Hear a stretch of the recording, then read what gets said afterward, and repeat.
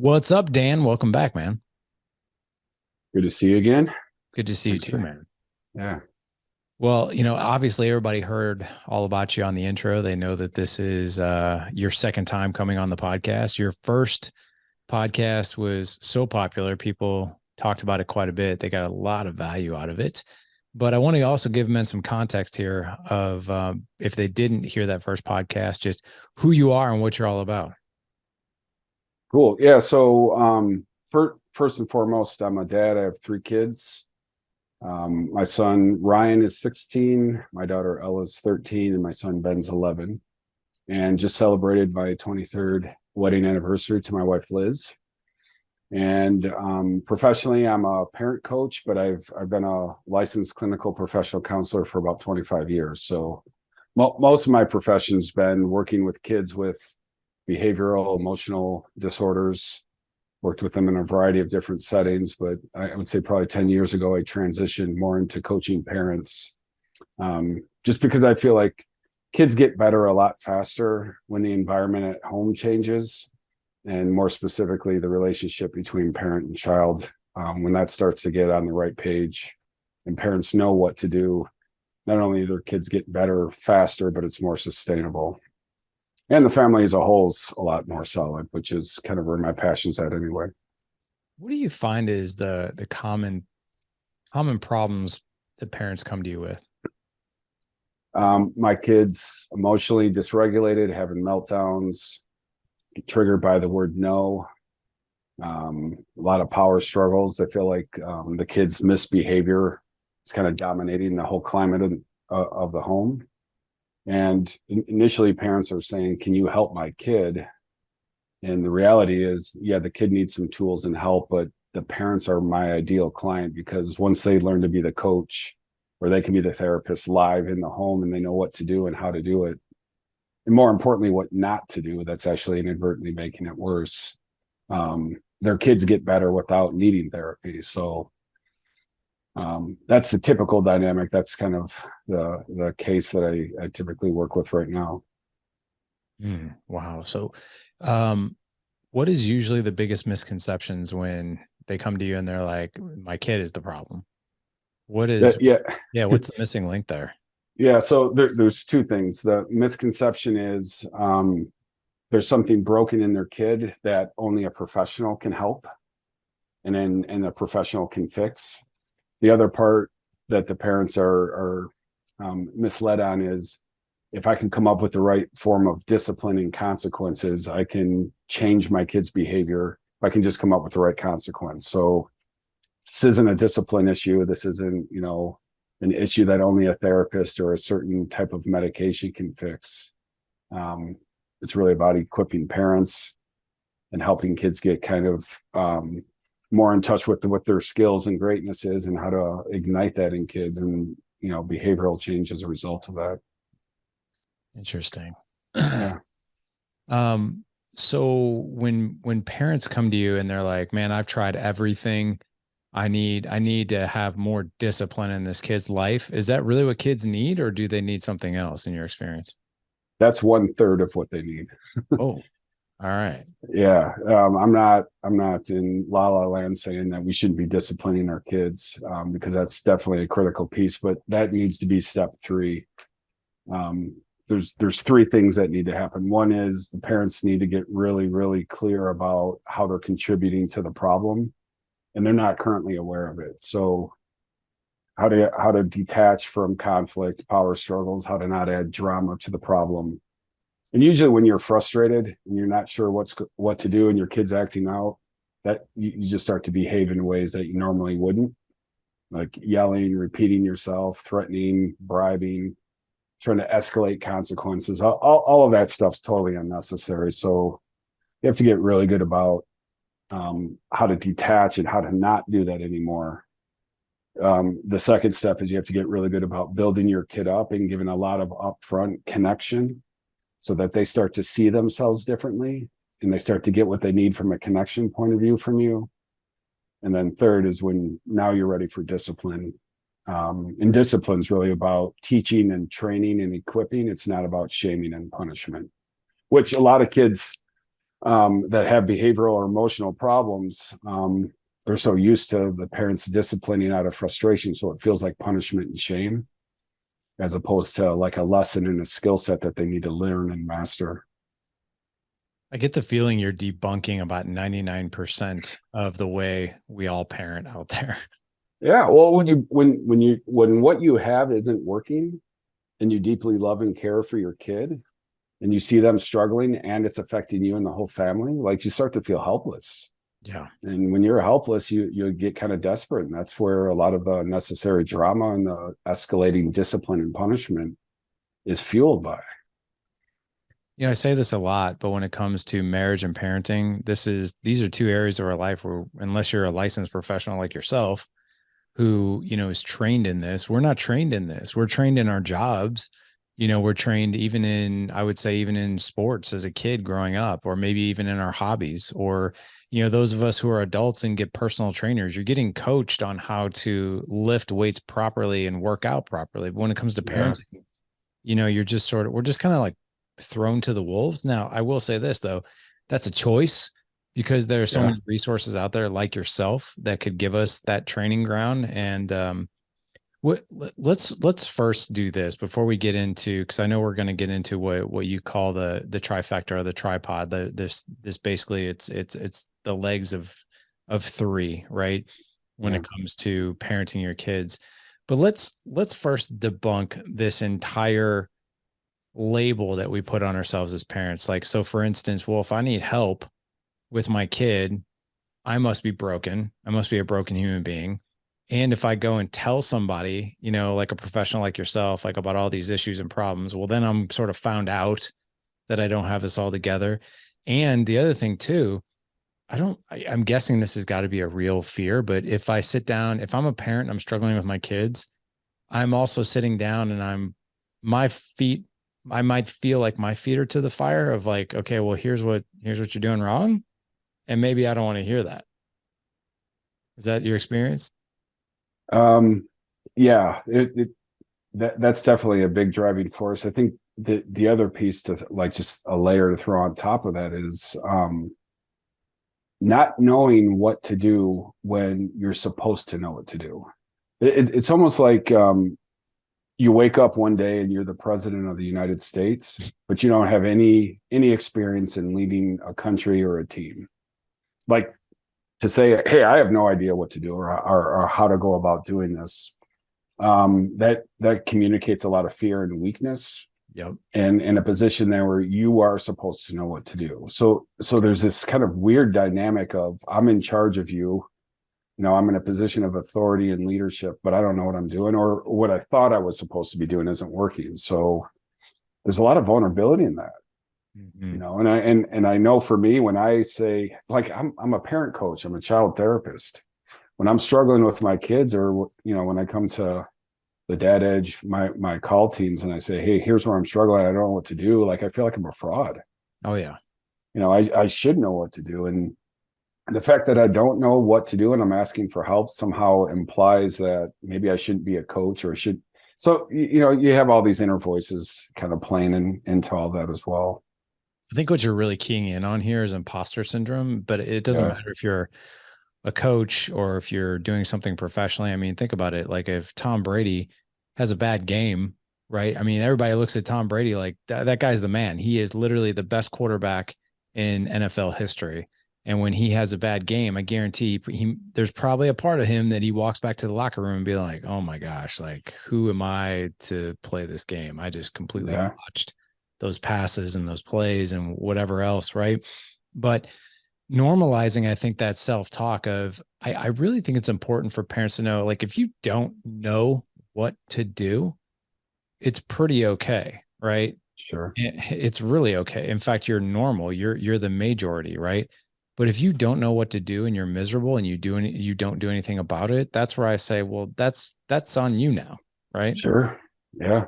And it's easier a lot of times when parents are in that spot. It's easier to kind of project responsibility onto the kid, like, you need to change, you're the one that has the problems. And a Right. lot of times that's where the parents are, "I'll get my kid a therapist, I'll take him to a doctor, we'll put him on that, we'll do everything to get the kid better, except looking in the mirror, which is, in my opinion, where you get the most change, the most growth, the most, bang for your buck. But it does require a lot of humility and a lot of just being vulnerable. And it's interesting because I think part of why, I'll do a little plug for you guys, but I think part of why the Dad Edge is so effective to help men ask for help and make change and take ownership is because there's so many guys in there that share where they're struggling. Like, it's the norm to ask for help. Yeah. When you're in an environment like that, it's so like free, and all that shame and all that, like, oh God, I'm going to be found out. Like, you realize that's that's just kind of like a myth. Like, that I should know everything. Right. It's the biggest lie I think that we tell ourselves, is especially men. I know in this show we're going to be really focusing in on parents, but especially men, that when you create an environment where it's really okay if you ask for help. In fact, it's really not okay if you don't ask for help, because if we could even flip this on its head just a little bit, if you're not going to ask for help for you, do it for somebody else. In other words, when you ask for help and you are the first one to be like, hey man, I don't have this figured out, whether it's connection with my kid, patience, maybe I have some anger, maybe I have, maybe I'm distant from my wife right now, whatever it is, right? What you actually do in that moment is not only do you ask for help, right? In that environment where you're in a group environment where you're getting strategy, you're being a voice for the guy who doesn't have that courage yet to ask for help. The other thing too is you're also giving permission for the guys who may or may not have the courage yet. But when you go first, that's like, all right, now I know where I'm at. I've got my wheels under me. Now I know I can ask for help because he just did. Yeah. So I think it's a very selfless thing to do as well.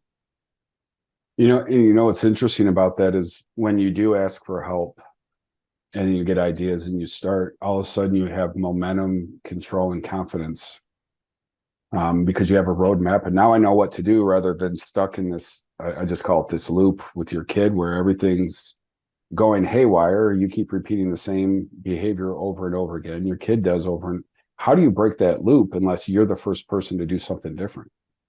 I mean, as soon as you do that, and you, like, it instills some hope. You have like, a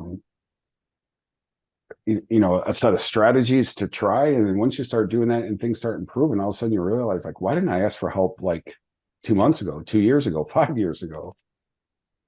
So, yeah, man, it's, I would hate to, knowing what I know now after doing this work, and I'm sure you're the same way because you do this professionally, is that I feel really good about knowing this information now, because I would hate to get to the end of my life and have this rucksack of regret on my back, knowing that I could have done the one thing that I was avoiding the entire time. So I want to jump in here, and I'm going to encourage you. And I know we're going to talk about 3 different items here. It's like the trifecta, the tripod, which is don't feed the drama, proactively building up the kids on the inside, and boundaries that we hold our kids accountable to adhere to. Right.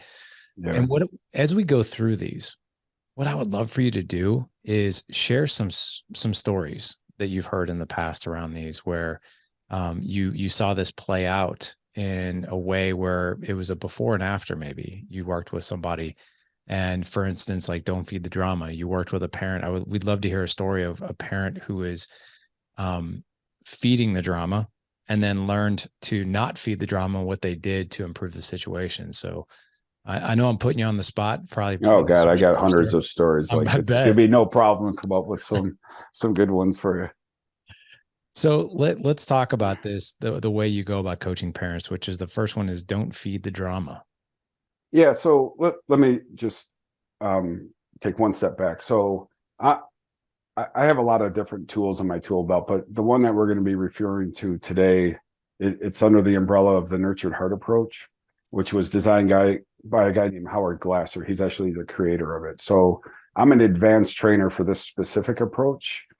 And the 3 stands, the tripod, it's something that he's created. So I want to make sure I give credit to the person. This isn't my own. Sure. I mean, I have my own spin on it and my own way of implementing it. But for those people that are wanting to learn more, Just the nurtured heart approach is kind of what we're referring to.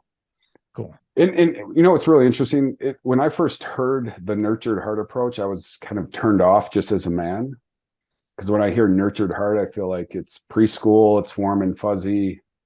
But it couldn't be further from the truth. I wish it was called like the warrior heart. Because it's really battling for the heart of your child in a way that they're going to feel loved, seen, noticed, competent, valued. And this is a set of tools that can help you create that. So it is not easy when you got conflict at home. This first stand of no unnecessary drama. It's not easy to bite your tongue and have patience and disconnect, sometimes walk away. But knowing that, like, I need to take a stand to say, I'm going to choose to not connect and spend time in conflict with you. Number one, it's not healthy for me, but number two, it's not teaching you anything that's going to be productive.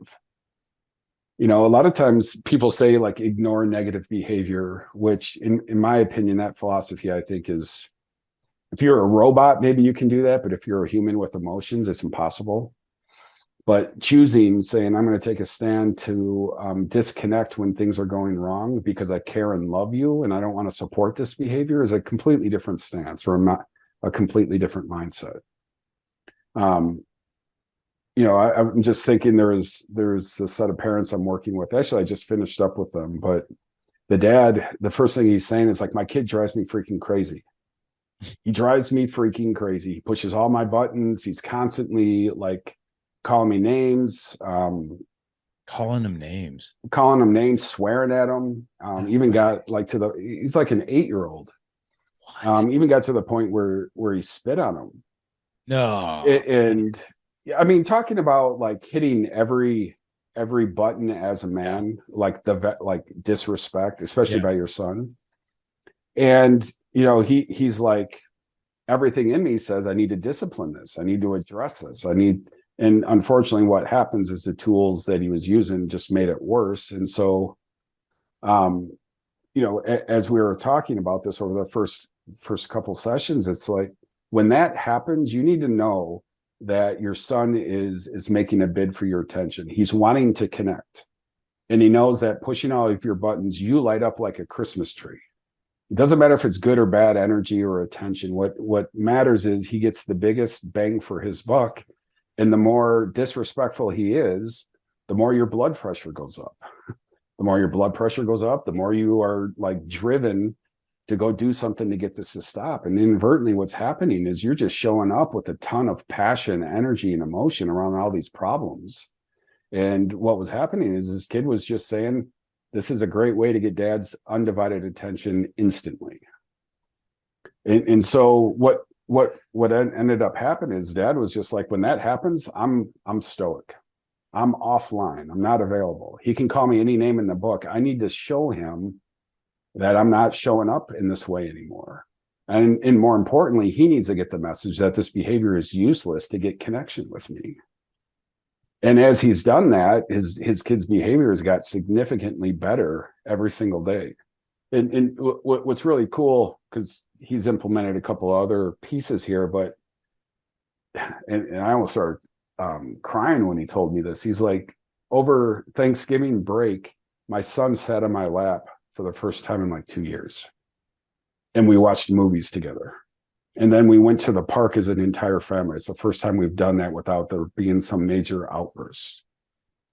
And it's really this dad showing up saying, I'm going to take a stand to not engage in this drama anymore. You can call me whatever name you want, but I'm staying in control.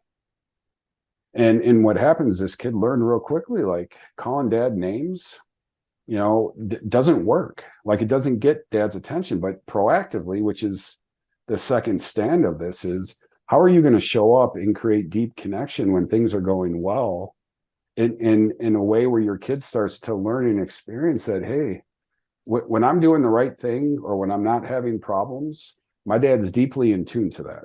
He's telling me about how respectful I'm being, how patient I'm being. He's creating time for me. Now the kid's getting what he needs from dad at a different time and being starved of all that drama.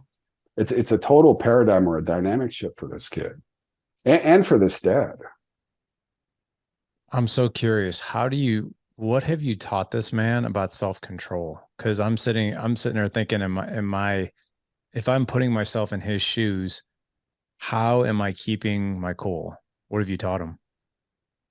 Yeah, so I mean, there's all kinds of strategies you can talk about, but I think it all has to start with this awareness. So if you're talking about maybe a typical kid, and they lose their self-control, or they start to get impulsive with their words and they start calling people names, they get a consequence, or they get like a stern look, or they get yelled at, they're like, oh crap, and then they correct the behavior and then they move on.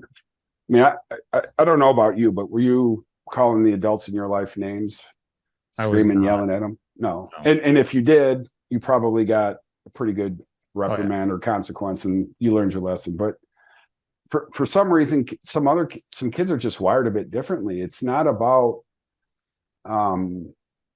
typical consequences or discipline that motivates change. It's like, I want to be deeply connected. And I know that and I think part of this goes back to parenting. Like, we're highly distracted humans these days. Like, there's a lot of things that like being present and being available for your kid is much more difficult because there's so many distractions going on. And some kids just learn like, hey, if I push your buttons, you're going to stop what you're doing and you're going to show up. And I know that pushing your buttons through being annoying or disrespectful is going to work a lot quicker than maybe some of the lower level things. And so for where I always start with parents, especially in situations like this, is helping them see and understand that they are the prize. They are the reward. Your energy, your attention, your emotion, your connection, your availability, like, that is the gift. And your kid is super resourceful at finding the most animated version of you. So if you want more of disrespect, if you want more of power struggles, continue to react every single time that happens. If you want it to go away, you need to walk away. You need to power down. You need to disconnect. And that in itself is a specific mindset and strategy right there, because they don't have awareness of that. That seems foreign when it's happening prior to thinking this way. So basically what you're saying is, when a child is acting out in a negative way, what they truly want, even though they come across as like, oh my gosh, like, what's wrong with it, through a parent's eyes, what's wrong with my kid? This kid is insanely dysfunctional right now. What is happening? Instead, what the kid is doing is, please pay attention to me, please see me, please hear me, please love me, even though it's coming across in this way that, I mean, does this even really does an 8-year-old really understand even what's happening for Yeah, him? I don't think that they're sitting in their room twiddling their thumbs saying, "Ooh, how can I, create chaos in my family?" It's more of, I'm hungry, I want to go eat. I'm really hungry right now. And junk food is quick, it's easy, it's reliable, like, it's all over the house. But when you get a bunch of junk food, what happens is two things. One, your hunger's temporarily taken care of, but then it comes back really quickly, and you're getting destroyed on the inside. So, like, the whole negative connection and attention works the same way. It works. I just got dad's attention, but now I feel like crap. Now there's all this chaos and stress. But again, I'm kind of addicted to that at this point. Yeah. So it's very impulsive and like habitual. It's not conscious. So, okay. Wow. That's unreal. So this is why when kids are acting a certain way, parents come to professionals like yourself, whether it's a coach, counselor, whatever, saying, hey, can you please fix my kid? All the while, it's probably, I would say it's probably how we've been taught or how we were raised on how we reprimand, right? But really what parents are probably doing is they're putting kerosene on a small campfire of behavior. Is that correct? In thinking it's water. I haven't thought of it that way. Wow. Yeah. Because that, yeah. And Larry, like, when you said, what are some specific tools or strategies, like, that reaction you just had is like, oh, that, I never thought of it like that. The parents don't know that they're throwing gas on the fire. They think they're putting it out. And that's why there's so much chaos and angst for them, is because they thought they were putting the fire out, and they don't understand why it's raging. Man, that is unreal. Okay. I like that a lot. Okay. So we're not feeding the drama, right? So, but step two is proactively building up kids from the inside, right? So Yeah. not only do we have to not feed the drama, but now we have to put fertilizer, right, Mm-hmm. on these growing seeds. And through, is it praise? Is it positive recognition? Is it pointing out characteristics? Like, how do we Yeah. effectively do I this? mean, there's several ways to go about doing this. And I think, the podcast we did last time, we talked specifically about, here's the character traits that are important Right. to me. And let me get really intentional about pointing out when I see evidence that that's happening. Even in like the small day-to-day stuff, like your kids going to school or putting their clothes away or picking up after themselves, the stuff we typically take for granted because it's kind of like that's what you should do. I mean, that's one strategy, but there's three other ones. Maybe the other one I'll talk about right now is, typically we teach rules when the rules are being broken. That's kind of what prompts us. We talk to kids about respect when they're being disrespectful. We talk to them about, hey, don't talk back right after they were talking back. We talk about don't yell, don't hit after they were aggressive or verbally abusive. The actual better way to go about doing this from my perspective is, how about you give your kids credit when they're not breaking rules? Mm-hmm. Because rules are meant to protect relationships. Don't yell, don't hit, don't steal, don't lie. If you don't do those things and you're in a relationship with someone, it's going to be much, much safer, better, trusting. If you violate those things, relationships deteriorate, they can't exist. But kids' experience with rules is they're restricting or controlling, they're bad, because every time that they're taught those rules, it's when they've been broken. I don't know about you, but are your kids like super receptive to learning when you're confronting or disciplining them on breaking rules? No, I mean, I have their attention, but to be honest, I don't know how much they're paying attention. And I'll even give you an example of this. Sure. So my kids came home one day. Apparently, I won't say who, because I know there's a lot of local people that listen to my podcast and friends and their parents that listen to the show that we share the same school and that kind of thing. Let's just say an authority figure at the kids' school um, has a way of very oddly reprimanding kids' behavior at school.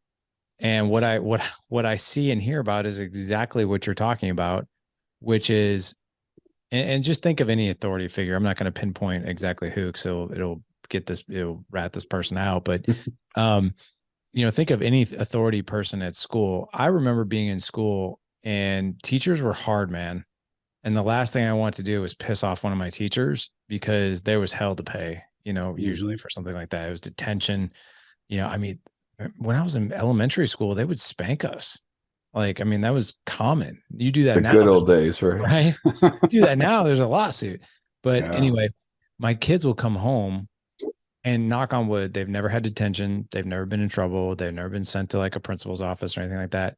But they see these things happen when somebody misbehaves.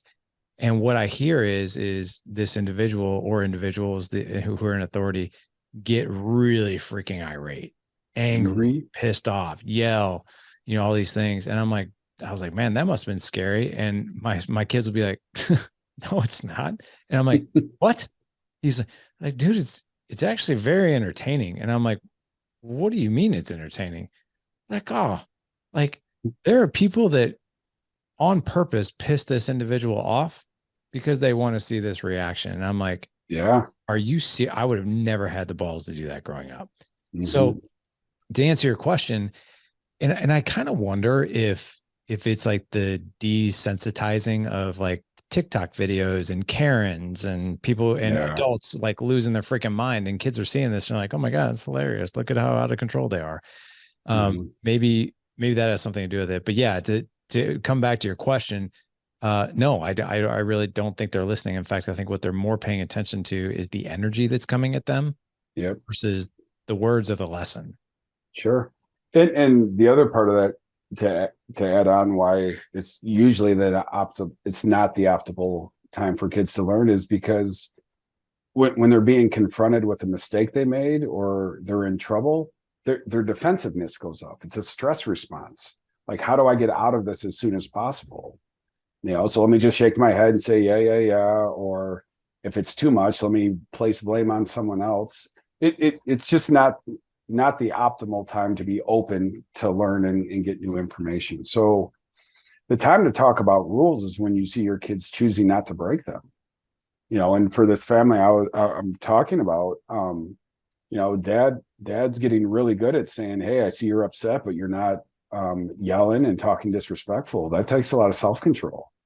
When you're upset and you're angry and you choose not to yell, that's a sign of maturity and leadership. Or the time to talk about honesty is not when kids are lying. It's, hey, you got in trouble at school. You could have lied to me about it, but you didn't. You came and told me the truth. That shows integrity. That shows honesty. And so you're giving your kids credit for the moments where they're choosing not to break rules. Because the reality is, Larry, you could break rules 24/7. You're like your kids, my kids, any kids. They could be breaking them. So any moment they're not, it implies self-control, it implies respect, some level of integrity. And when you start to talk about, here's all the rules I see that you're not breaking, and here's what it reveals about the type of kid you are, kids are super open to learning about rules and wanting rules. And actually what you see is they're like, I always ask kids this question, or I have the parents ask their kids this question after they've tried this for about a week. Are there any other rules that you could be breaking that you're not, that you want to get credit for, you want me to be on the lookout for? Dang. And what's so awesome about that is, like, yeah, I could be stealing, I could be skipping school, for teenagers. When I asked my kid this the first time, I think he was like 5, and we were around the dinner table, and he's like, yeah, I'm not stabbing you with my fork, I'm not pulling my pants down, I'm not peeing on the table. I was like, oh my God. Well, it's not Could you Friday imagine night. yeah. And really kind of what sank in for me at that moment is how awful it would be if that was happening, and how grateful I can be that it's not, and how I just take that for granted because it's not happening. Right. Like, I am abundantly blessed that my kids don't do drugs, or are not skipping school, or not getting in fights, or not blowing off their schoolwork. Like, why should I wait until those things happen and start going wrong for me to start teaching lessons on the rules? Like, my kids they could be breaking hundreds and hundreds of rules. They're not. That implies something good. Well, I think the way you and I were raised is no news is good news. Yep. So if I don't point anything out to you, it means you're doing okay. As soon as I point something out to you, you're not. Yeah. But I think that really flipped this on its head is I know obviously I do dad edge full time, but the last company I worked for with corporate America, the environment was that it's, if you don't hear any news, it means you're doing a good job. And I'll point out when you do something wrong. And I got to tell you, it was the most broken, most toxic culture I have ever been a part of. And everybody felt it. Everybody. Yeah. You And can it's feel it. crazy. Yeah. Wow. Yeah. It's fascinating that you say that because, we always say in dad edge, look through the lens of an appreciative eye. Yeah. And I think we don't say some of these things out loud, even if we're doing it right. Like I say all the time, man, like, holy crap, thank God same thing. Thank God my boys are not doing drugs, because so many of the kids that they know are vaping in the bathrooms at school. Mm-hmm. They're doing all this crazy crap, and my kids aren't into that. But I very rarely say that to them. Yeah. And I'm just being very honest. Like, I've said it to them, but I could say it a lot more often because I think about it all the time. Well, and think about what type of kid says no to that kind of stuff. Yeah. It's a kid that has confidence in themselves. They know the difference between right and wrong. They choose the hard path when it's not easy. I mean, the right path when it's not easy, the ones that are leaders, the ones that have integrity. And there's just an abundance of character that is fully present for that one simple thing of saying no to drugs or no to vaping or no to, whatever temptation it is in the high school. Wow. Yeah, man. So, really looking through an appreciative eye, but saying these things out loud, not waiting until they go awry. Do you Mm-hmm. give any type of strategies on how to make this a habit for parents? Yeah, it's, I don't know. The analogy I use is it's like learning a new language. Unless you have daily homework Yeah. and daily exercises, you're not going to be able to speak the language. You're not going to pick up on the accents. You're not going to be able to get the nuances of it. So you really have to create an environment, especially at home, where you have some accountability for yourself. So, in the beginning, I'm having parents pick out a list of 5 character traits and then set like quotas for themselves. Like, how many times am I going to point out when I see my kids being respectful today or kind today? Or what am I going to do when I see it? Am I going to write it down? Am I going to say it out loud? Am I going to do both? Because if you don't exercise that skill, it's like you have to train your brain to see something that your brain says don't pay attention to. Right. Um, and on the flip side, like when things are going terribly wrong, what's your game plan to disconnect? What are you like visualize? What's it going to look like when your kid gets in your face and calls you a name or starts to throw a tantrum and they're on the floor and they're screaming and yelling and it's going on for 20 minutes?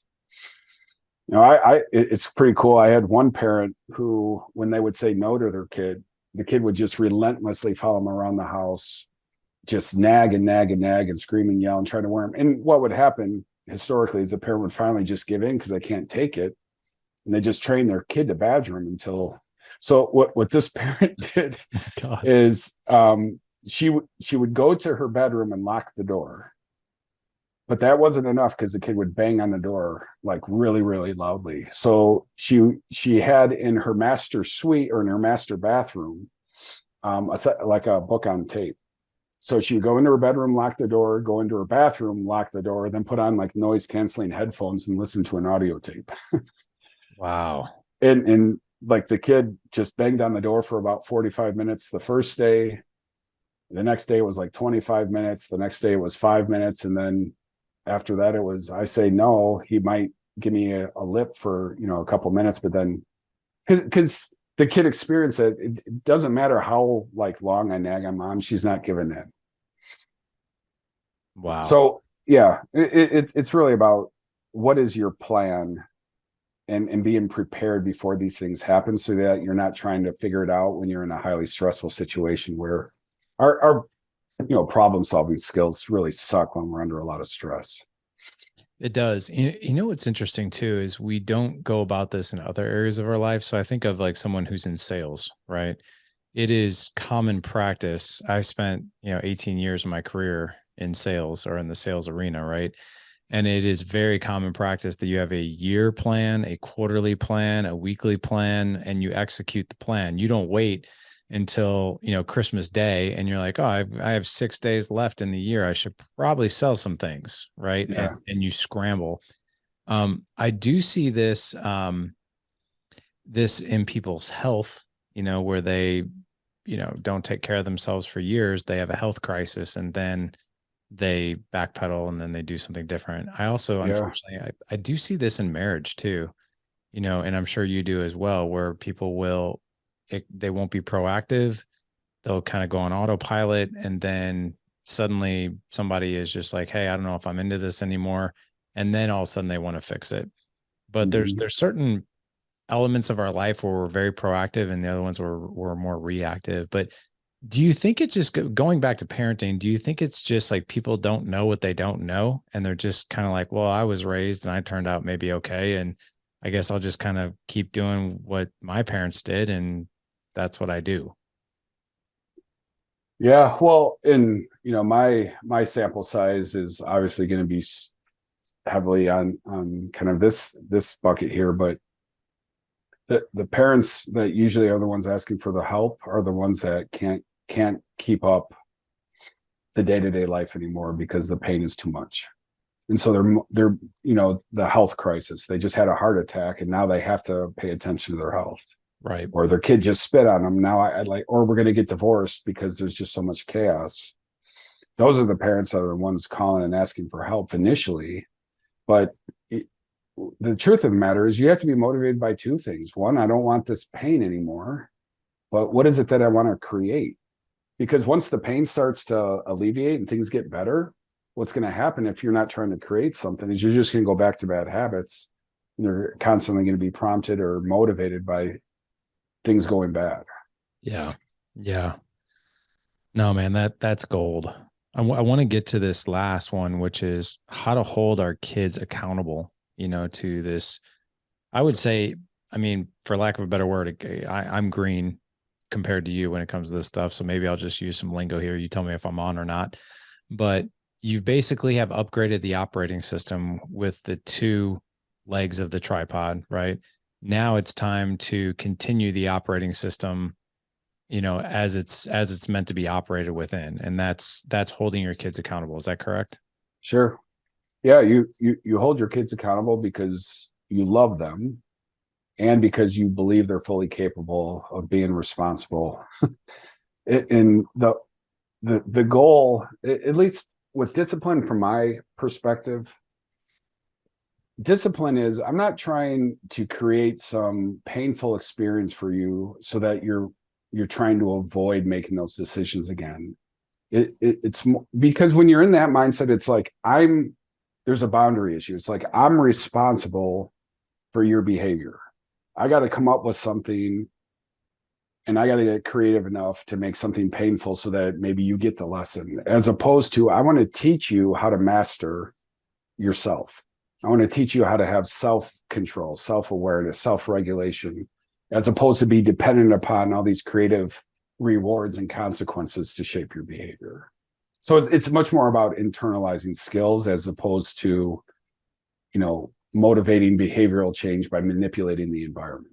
I don't know if that's clear enough, but so I think it'd be more clear can you give an example of maybe a story that you've taken the parents through the first two and yeah, maybe they're on the up and up, but now they have to maintain and constantly elevate that by holding their kids accountable.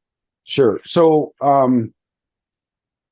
I like to use a referee analogy. So when we're disciplining kids, our role needs to be similar to how a referee would officiate a basketball game.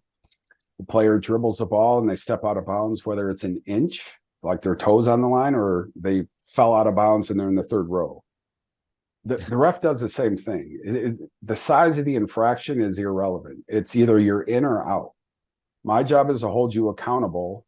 It's not to try to get you to stay in bounds or scare you from running out of bounds.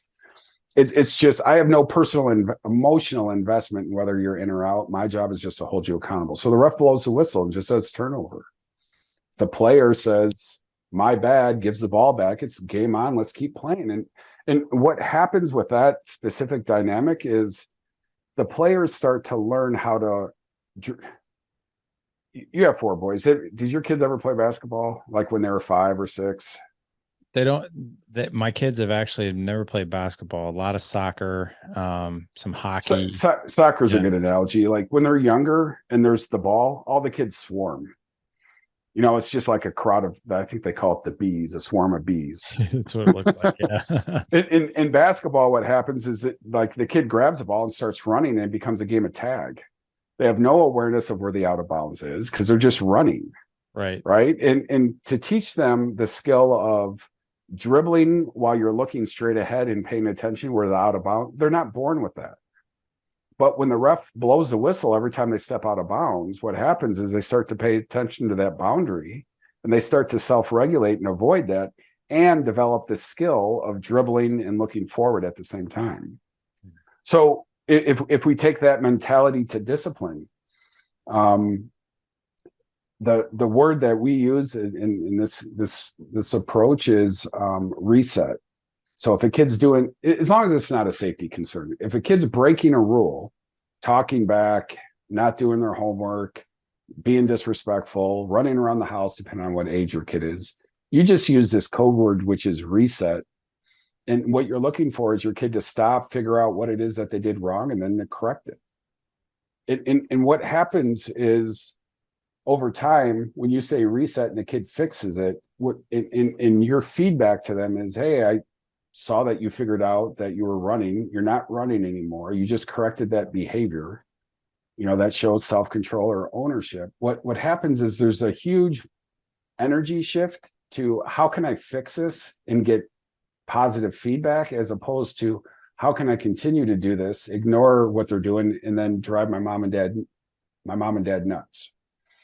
Or how can I see what I can get away with, and how can I manipulate the system, as opposed to just playing by the rules? Because if you've done a good job with the first two stands, what happens is you've created really rich time in, and there's a huge motivation to do the right thing, and it's aligned with the type of person you are. So like this motivation to continue to break rules and drive people nuts and see what you can get away with, like it just starts to go away.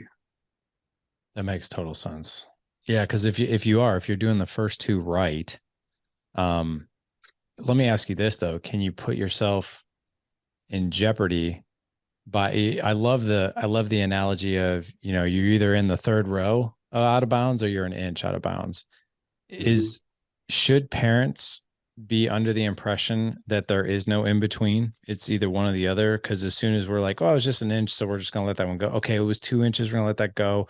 3 inches. Does it need to be black or white? I think so. I Okay. mean, you have to have flexibility if like there's circumstances, but most of the time it's kind of going to this analogy. It's so much easier for the ref to stay emotionally disconnected if they know exactly where the line is. If it depends. So a lot of times the Very families true. that I work with, say the kid has ADHD and they have a hard time with impulsivity. So they get put on these special plans where they get a warning, they get a second warning, they get a third warning, and then there's a consequence. And really what that does is it says, I don't believe that you're capable. We're going to give you 3 chances, but the other 9 players on the court, they only get 1. And it just becomes this like manipulation of let's see what I can get away with, rather than it's not a big deal. I broke a rule. It's a chance for me to practice and develop better self-control. I like that. I think when you make exceptions, really what you're doing is you're crippling someone, because you're saying you're not capable. Do you think also, I really want to go one step further with this referee analogy, because I think it's great, because you're right. The referee doesn't have any emotional ties whatsoever if the athlete does, infraction, breaks a rule, or there's an infraction of some sort, right? He just calls it for what it is. Do you think parents are the same as the referee? Are we more effective when we just simplify it? Be like, hey man, you showed up 15 minutes late. Your curfew was midnight. It's 15 minutes late. So yeah, there's a consequence, but love you, you're a great kid, and here's the consequence. Versus like, what made you think that you could come home 15 minutes late? Right. Yeah. Where we're adding in the shame, the blame, the emotion. If we just keep it simple, is it more effective? Totally. Because when you just say it the first way, hey, you're 15 minutes late, here's your consequence, whatever. What happens is the kid, the consequence is what does the teaching, right? Not the frustration or the energy of the parent. When you get into like, I can't believe you were late, what happened, and all this stuff, it's a total distraction. Now it's my problem because I'm the one worked up about a decision you made. And it's really hard for kids to learn the lesson because there's all this distraction because of this negative energy around how the parent feels about it. How you feel about it's irrelevant, to tell you the truth, because it's not your problem. You're not the one that chose to be late. Do you think that parents get emotional about it because we take it personal, because we feel we're doing something wrong? Totally. Okay. Totally. That's a piece of it. The other piece might be you're tired, you're frustrated, it's inconvenient. I think the other one too is the bigger charge you have around it. It's probably a sign that it's violating one of the values that are really important to you. And whenever your values get violated, especially by people you love, you're kind of triggered to go discipline or to get it to stop. Kind of creates a stress response. So good luck remaining calm when you're highly stressed out or activated. All right. So, as we wrap up here, let's do this, because I want to bring it all back to not feeding the negative energy, right? So let's just say, let's talk teenagers really quick, and then let's go to like maybe 8, 9-year-old, and maybe even like, even smaller. So you're a parent. I'm a parent. I like to go to bed early. I don't like staying up till midnight waiting for my kids, even though I do that, right? Now, if my son is 30 minutes late, as a parent, I'm pissed. I'm I'm pissed because, like, hey, I wanted to go to bed at like 10:30, but I also want to make sure you're safe. It's kind of an insult and it's a jab that you're 30 minutes late. It's very inconsiderate, right? This is the story running through my head. And now I had to wait up for you. Now I'm angry. So now I don't know if I'm going to get to sleep. So now I'm even more angry. And you're not taking my words seriously as your parent, and you're breaking the rules. You know what the rules are. You're breaking them intentionally. Like, these are the stories like we tell ourselves. Kid walks in, and now we're supposed to be calm, right? And just be very simple, like the ref. What is the best way that a parent can self-regulate when they're angry and they've had time to sort of brew on things like this? It's so funny. Everything you just said, this is the story I'm telling myself, which is really why you're angry and pissed off, not because your kid's late. Yeah. And so, good luck remaining calm and having a calm conversation with your kid when you just made it super personal and it's all about you. Good point, man. Good Yeah. point. So it has nothing to do with you. It has everything to do with your kid choosing to not come home on time. And so what your kid needs is the consequence for whatever that is. And they need to learn the cause and effect. You reap what you sow. If it's injected with a lot of frustration, it's generally because you've told yourself a lot of things that make it super personal and you made it about you. And usually kids, when it's that they'll temporarily make improvements just to avoid all that drama, but they're not making better decisions moving forward. All right. So it's not sustainable. It's No. funny. This is all coming together so beautifully, because I'm sitting here thinking about referees when I was an athlete. I'm even thinking of cops where I've gotten a speeding ticket, and some of the nicest cops that I've been pulled over by and also have given me a ticket. It's just like, yeah, dead on. He was right. I need to pay this fine. I was going 50 and a 35. He didn't get upset. He didn't tell me like, what the hell were you thinking? And how dare you speed in my speed zone, young man? Like, stuff like that. Yeah. Are you going to kill someone? Have you ever thought about that? Right. Right. Yeah. Okay. So let's take this back to maybe a younger kid, right? Or maybe it's not a curfew thing, but let's talk about, maybe I would say, less extreme behavior. Like, the kid's not spitting on you or cursing at you, right? Yeah. But kid, what's something that's pretty common? Yeah. I'll give you an example. My 11-year-old, go to say goodnight to him the other day, and he had his iPad in his room. He was on his iPad, but he had it under his pillow. And I knew something was up because he just looked guilty. And I just said, Ben, like, what are you hiding from me? And he said, nothing. I said, you don't have your iPad in here? Nothing's in here, no electronics? He's like, nope. And then I left and found out that he did have it in there, because when I woke up in the middle of the night. Did you know, though? Did you really know? I knew something was being hidden. Okay. And usually what happens, Larry, is like if our spider senses go off, I know I'm right on. And there's going to be an opportunity to probably confront that, but right in the moment, like, that's just not the time for me. I actually ended up waking up early and went past his bedroom, and it was on. He fell asleep while it was going, so he busted himself. So the next night he's like, can I have some extra screen time? And I said, no. And he's like, why? I always get extra. I got my homework done, blah, blah, blah. I'm like, well, last night you had your iPad when you weren't supposed to, and you lied to me about it. So it's actually going to be gone for a couple of days. And then he's like, what can I do to earn it back? And please, and you're the worst dad ever. Like all of Did this. you really say that?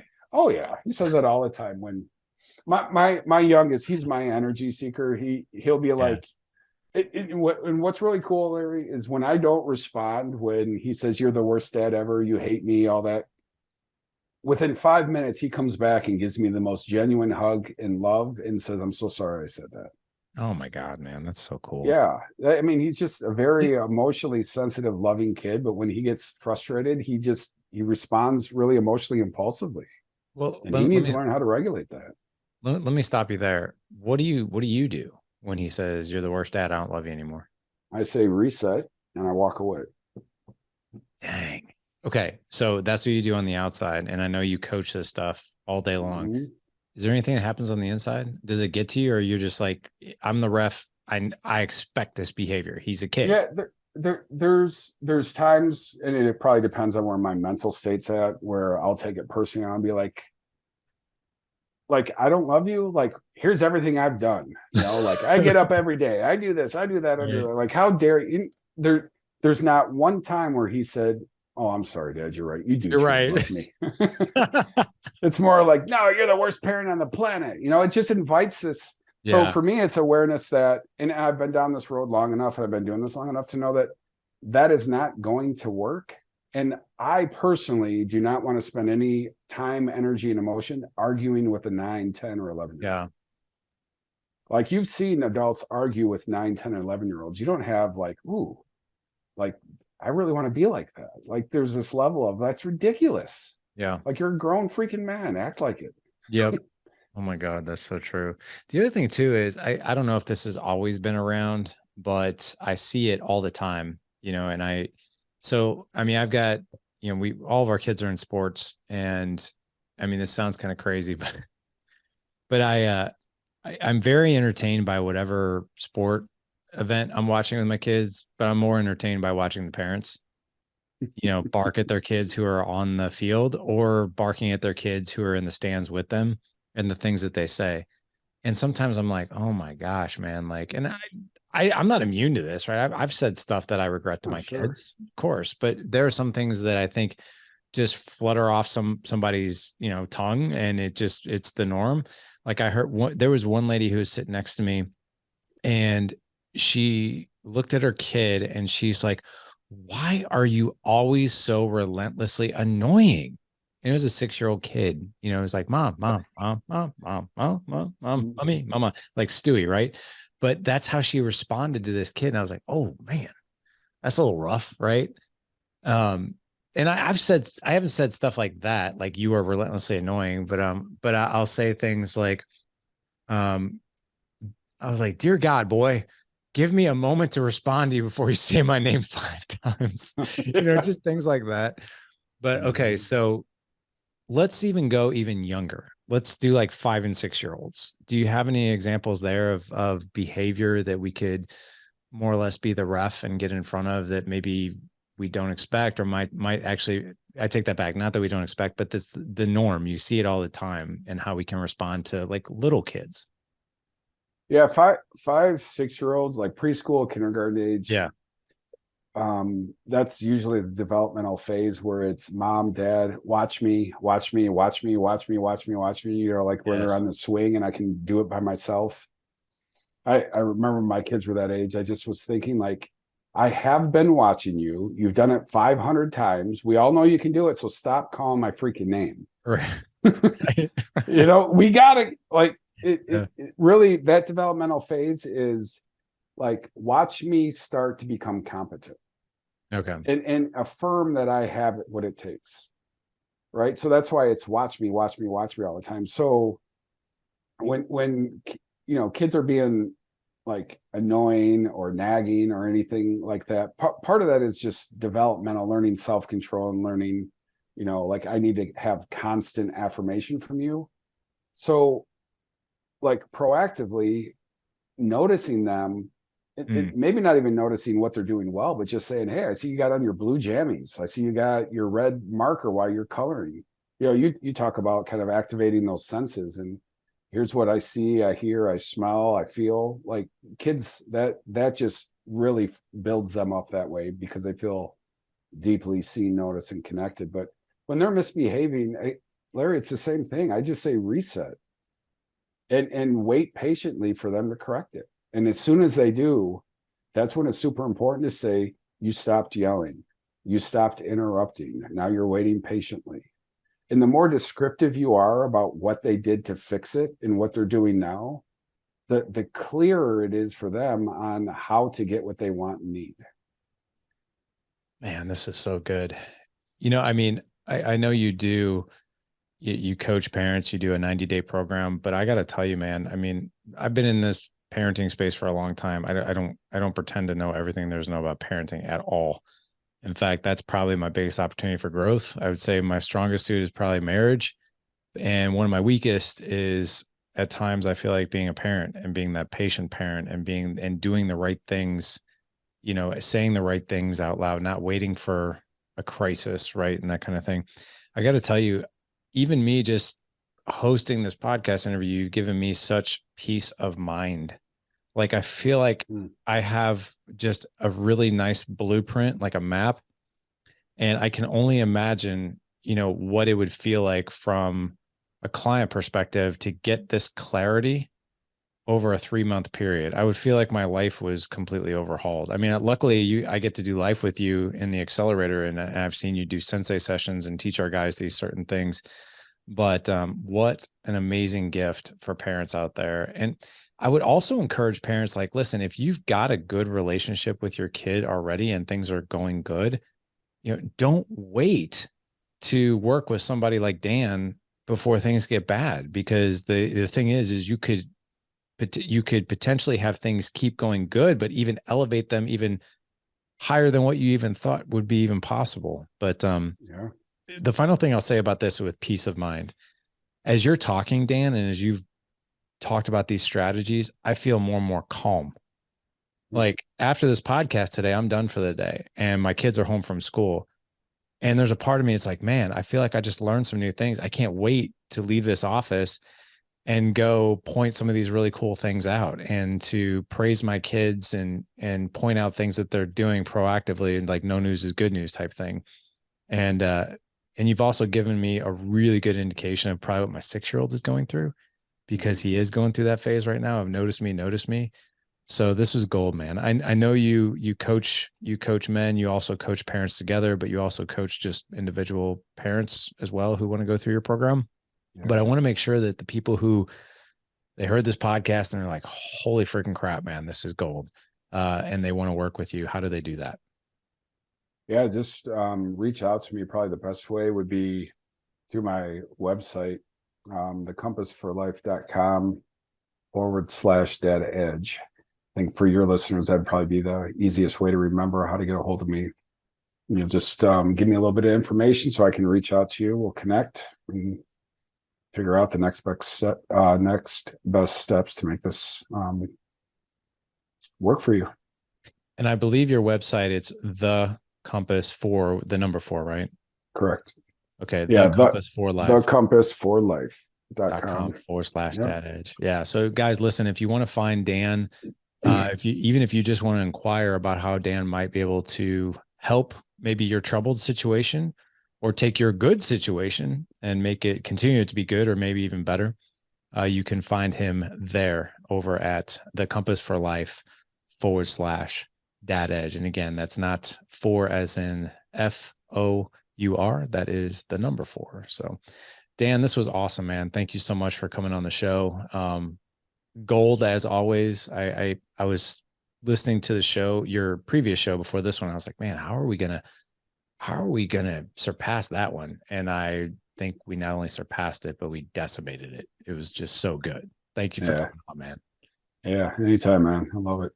Me too. And gentlemen, like, listen, if thecompassforlife.com/data is too hard for you to remember, we're going to have all of Dan's social media links and ways to get a hold of him. Just head on over to thedadedge.com/Friday87 for this show. Again, thedadedge.com/Friday87 for this show. Gentlemen, this is how we live legendary, and this is how we change the game. Take care.